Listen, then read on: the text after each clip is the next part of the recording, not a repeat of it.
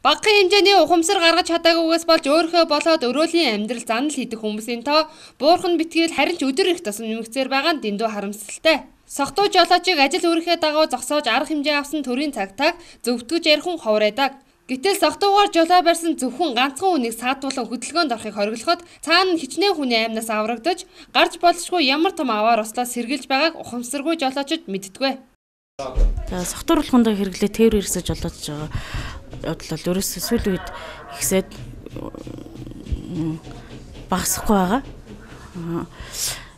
Тэр тусмаа урд нь эрхээ хасуулсан жолооч нар давтан согтууруулахундаа хэрэглэж тээвэр ирсэж жолоодж байгаа. Энэ нь бол бусдын эрүүл мэнд болон өөрсдийн эрүүл мэнд амь насанд маш ноцтой, аюултай.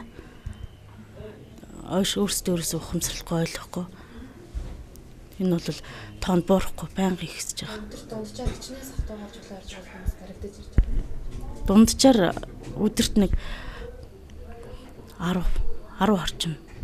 Үүнээс бол нэг 2-3 нь байнгын давтан согтуу. Эрхээ асуулаад дахин тээвэр хэсэлж болоо согтуугаар тээвэр хэсэлж болоод байгаа жолооч нар байна.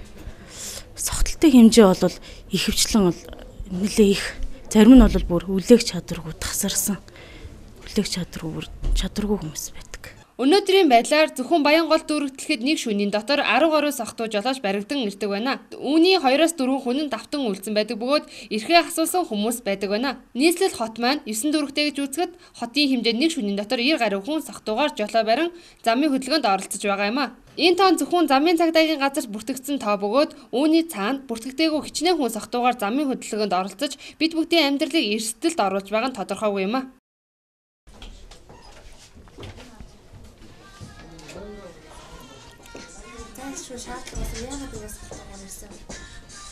Энийг өөр хэлэх юм болох.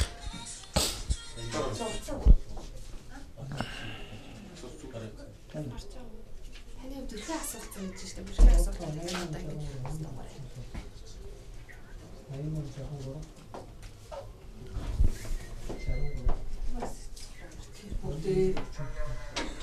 Залуу хүн байж тээ. Тэгээд залуу хүн байж зургатаа баймаар өчнөө авсал аваар гараад зургатаар гарч яхад яагаас согтуугаар жолоо барьсан. Та энэ согтуугаар жолоо барьснаас өөдөө юу бол мэдчихэл байгаа шүү дээ, тий.